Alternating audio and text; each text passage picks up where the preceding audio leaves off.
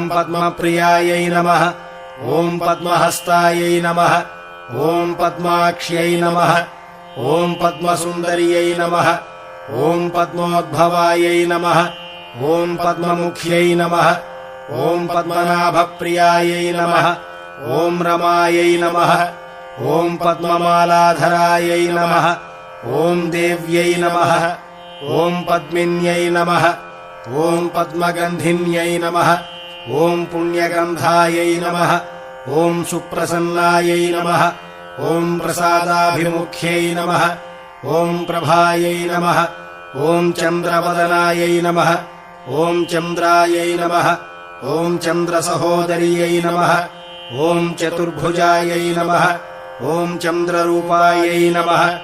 ॐ इन्दिरायै नमः ॐ इन्दुशीतलायै नमः ॐ आह्लादजनन्यै नमः।